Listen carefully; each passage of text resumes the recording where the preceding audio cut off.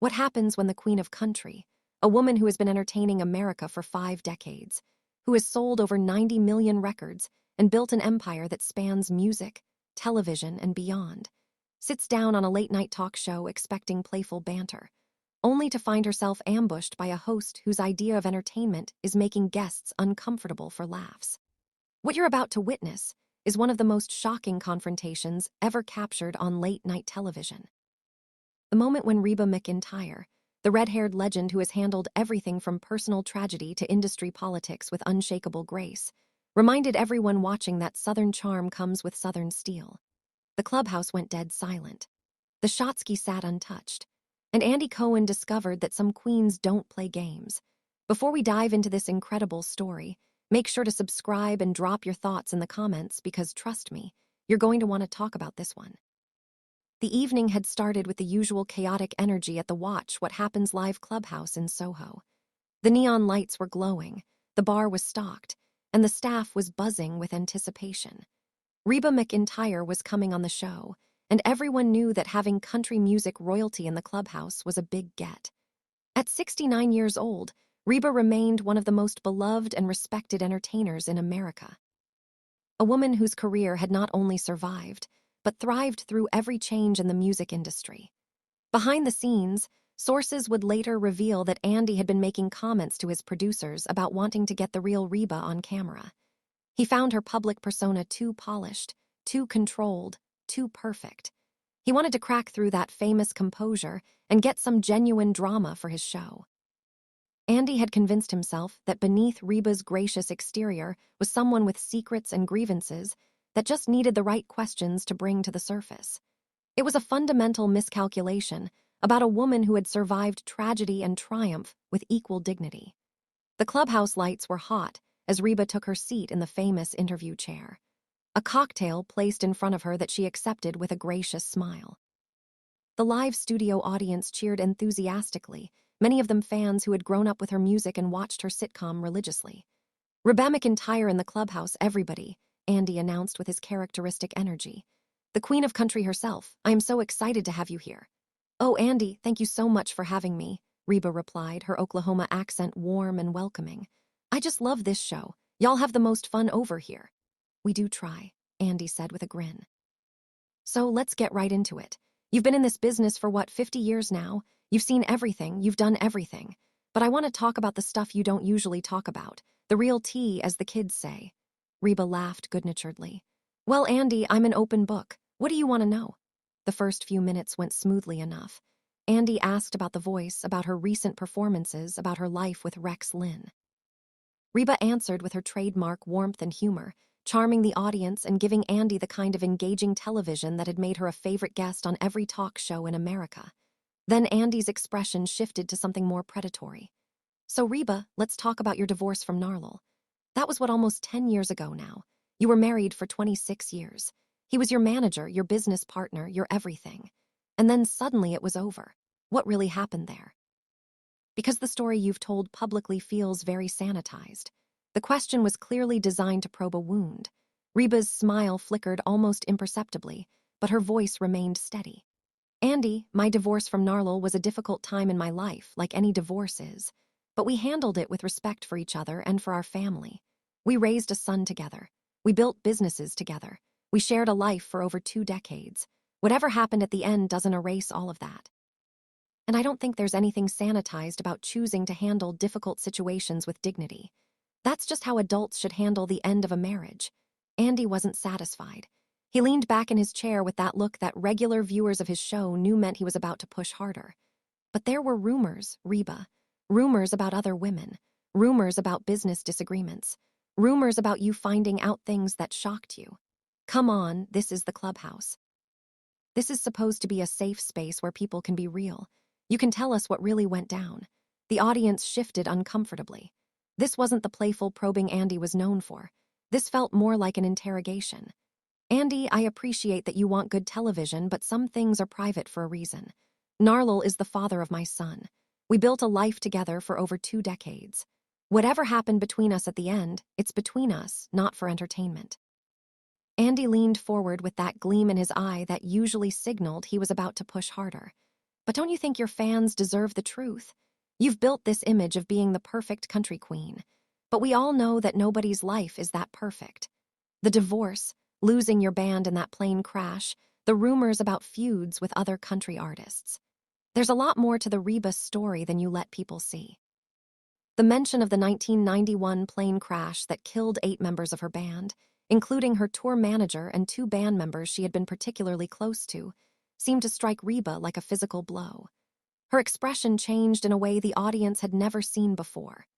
"Andy, I need you to be very careful about what you're doing right now," Reba said, her voice quiet, but carrying a new edge. "You can ask me about my divorce. You can ask me about industry gossip, but you do not get to use the deaths of my friends as fodder for your show." Andy seemed to realize he had touched something dangerous, but instead of backing off, he doubled down. "I'm just saying that you've been through a lot, and you always present this perfect image. Don't you ever just want to let people see the real you? The Reba who's angry, who's hurt, who has grievances, the real me." Reba's laugh was short and carried no warmth. "You want to see the real me, Andy? The real me buried friends I loved.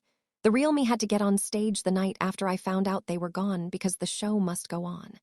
The real me has spent 30 years living with survivor's guilt because I wasn't on that plane." The clubhouse had gone absolutely silent. The usual party atmosphere had evaporated completely. "The real me has handled more tragedy and more triumph than most people experience in 10 lifetimes. And I've done it with grace because that's how my mama raised me. Not because I'm hiding something. Not because I'm fake. Because dignity is how I honor the people I've lost." Andy tried to redirect. "Reba, I didn't mean to." "Yes, you did." Reba cut him off, her voice firm. "You meant to get me rattled.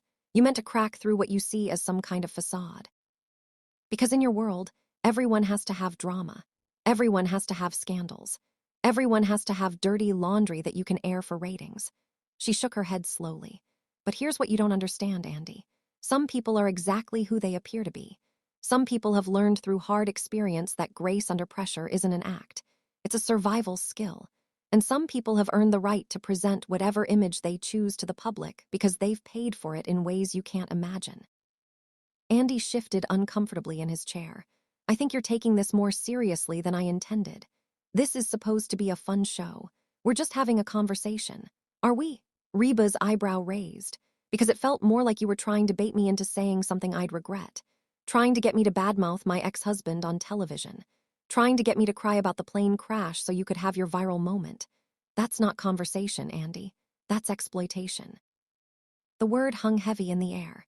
The studio audience was completely silent, watching something they had never expected to see on the usually light-hearted show. "You know what I find interesting about people in your position?" Reba continued, her voice still calm, but carrying an intensity that filled the room. "You've built a career on getting people to reveal things they shouldn't reveal, on catching them at vulnerable moments and broadcasting those moments to the world. But what have you ever revealed about yourself? What vulnerability have you ever shown?" Andy opened his mouth to respond, but Reba wasn't finished. "I've been in this business for 50 years. I've given interviews to thousands of journalists, hosts, reporters, and I can always tell the difference between someone who genuinely wants to understand me and someone who just wants to use me for content. You're the second kind, Andy, and I've been handling the second kind since before you knew what a television camera was." "Reba, I respect you enormously," Andy said, his usual confidence visibly shaken. "I'm not trying to use you. I'm just trying to have an interesting conversation that goes beyond the usual press tour answers." "No, you're not," Reba replied. "You're trying to break me. You're trying to find the crack in the armor because that's what gets talked about. That's what goes viral." Reba McEntire breaks down on Watch What Happens Live. That's the headline you wanted. Well, I'm sorry to disappoint you, but I don't break.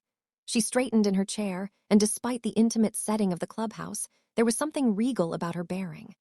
"I didn't break when my father told me I shouldn't pursue music. I didn't break when Nashville told me I was too country for country music. I didn't break when I lost friends in a plane crash that I should have been on. I didn't break when my marriage fell apart after 26 years. And I'm certainly not going to break because some talk show host thinks probing my wounds will make good television." Andy was clearly struggling to regain control of the interview. "I think there's been a misunderstanding about my intentions." "There's no misunderstanding," Reba said firmly. I've been doing this too long not to recognize what's happening. You decided before I walked in here that you were going to push until something gave. And now that nothing's giving, you're trying to backpedal, but I want to make something clear to you and to everyone watching. She turned to look directly at the camera. I am 69 years old. I've sold over 90 million records. I've had over 40 #1 hits. I've won every award this industry has to give. I've built a business empire that employs hundreds of people. I've starred in a television sitcom that ran for 6 seasons. I'm currently coaching the next generation of artists on The Voice. And I've done it all while being exactly who you see in front of you. Not a character, not an image, not some fabrication created by publicists. Me, Reba McEntire from Mallister, Oklahoma. Her voice carried across the silent studio with the same power that had filled arenas around the world for 5 decades. And the reason I've survived this long, the reason I'm still here when so many others have faded away is because I know who I am. I know what I'm willing to share and what I'm not. I know the difference between being open and being exploited. And I refuse to let anyone, no matter how charming they think they are, manipulate me into being something I'm not for the sake of their ratings. She looked back at Andy. You asked earlier what the real me looks like. Well, this is her. A woman who has worked hard, loved deeply, lost painfully, and kept going anyway. A woman who treats everyone she meets with respect because that's how she was raised. A woman who doesn't need to tear other people down to build herself up. And a woman who has no patience for people who mistake her kindness for weakness. Andy seemed to shrink in his chair. The host who was famous for making others uncomfortable was now profoundly uncomfortable himself. Reba, I apologize if anything I said came across as disrespectful. That was never my intention, wasn't it? Reba's voice was quiet but carried weight. Because from where I'm sitting, it felt very intentional. It felt like you saw an older woman from country music and thought you could push her around. Thought she'd be flattered enough to be on your hip show that she'd put up with whatever you threw at her. She shook her head. But I've played bigger rooms than this, Andy. I've handled tougher crowds than this. I've survived things that would have broken most people. And I didn't do it by letting people disrespect me just because they had a microphone and an audience. She stood up, and the movement seemed to command the attention of everyone in the studio. I came here tonight to have fun, to talk about my music, my show, my life with Rex. Instead, I've spent the last 15 minutes defending my divorce, my grief, and my right to privacy. That's not what I signed up for, and that's not what I'm going to continue doing. Andy stood as well, clearly trying to salvage the situation. Reba, please sit down. We can start over. I'll stick to the topics you're comfortable with. The topics I'm comfortable with. Reba laughed, but there was no humor in it. Andy, I'm comfortable with any topic when it's approached with respect.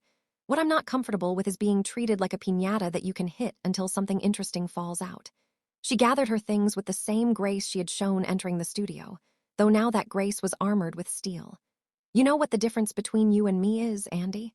I've built a career on lifting people up. My music makes people feel seen, understood, less alone in their struggles. Your career is built on catching people at their worst moments and making entertainment out of their pain. One of those things adds to the world. The other one just takes from it. She moved toward the exit, then turned back one final time. I want to say something to everyone watching. I've been blessed beyond measure in my life. Blessed with talent, blessed with opportunities, blessed with fans who have supported me for 50 years. And I've tried to deserve those blessings by being grateful, by working hard, and by treating people the way I'd want to be treated. Her voice softened slightly. But I've also learned that being kind doesn't mean being a pushover. Having grace doesn't mean letting people walk all over you, and being a lady doesn't mean you can't stand up for yourself when someone tries to diminish you. She looked at Andy one last time. I hope you'll think about this conversation, Andy. I hope you'll think about what kind of entertainment you want to create, whether you want to be remembered as someone who brought joy into the world or someone who exploited people's pain for ratings. Because at the end of the day, that's the choice we all make with whatever platform we're given. She straightened her jacket with the dignity of someone who had walked red carpets for 50 years. My mama always said that you can tell a lot about a person by how they treat people who can't do anything for them. Tonight, you showed me how you treat people when you think they're just content for your show. And I've learned everything I need to know. With that, Reba McEntire walked out of the Watch, What Happens Live clubhouse, leaving behind a stunned silence that seemed to swallow the entire studio. The audience sat frozen. The bartender stood motionless, and Andy Cohen remained at his desk looking like a man who had just realized he had made a terrible mistake. The show cut to commercial, but everyone knew that what had just happened couldn't be fixed with a break. The Queen of Country had been disrespected on national television, and she had responded by reminding everyone exactly why she had earned that title, not through cruelty or drama, but through the quiet, unshakable dignity that had defined her entire remarkable career. The aftermath of that interview would dominate entertainment news for weeks. Clips of Reba's powerful defense of her privacy and her legacy would be shared millions of times across every social media platform. Country music fans rallied around their queen with a ferocity that surprised even longtime observers of the genre. Andy Cohen would issue an apology that many found insufficient, and the episode would become a cautionary tale about the difference between provocative interviewing and simple disrespect. But perhaps the most significant outcome was the conversation it sparked about how we treat legends, especially women of a certain age who have earned the right to be treated with respect. Reba McEntire had spent 50 years building a legacy of grace, talent, and hard work. And when someone tried to reduce that legacy to gossip and drama, she had shown exactly why she had lasted so long in an industry that discards people routinely. She knew her worth. She knew her boundaries. And she refused to let anyone forget either one. For those who had grown up listening to Fancy and Does He Love You, who had watched her sitcom religiously, who had cheered when she brought down the house at the Super Bowl, there was something deeply satisfying about watching Reba McEntire stand up for herself with such quiet, devastating dignity. She had proven once again that the Queen of Country wasn't just a title given to her by fans and critics. It was something she had earned through decades of hard work. Personal tragedy survived, and an unwavering commitment to treating people with respect even when they didn't deserve it. And somewhere in Nashville, a whole generation of country artists who had looked up to Reba their entire careers were reminded exactly why she had been their role model in the first place. Not because she was perfect, but because she knew how to handle imperfection with grace. Not because she never faced adversity, but because she faced it without losing herself. That was the real Reba McEntire, and she had just made sure everyone watching knew it. What do you think about this incredible confrontation? Was Andy Cohen out of line, or was he just doing his job? Drop your thoughts in the comments below, and make sure to subscribe for more stories that will absolutely leave you speechless.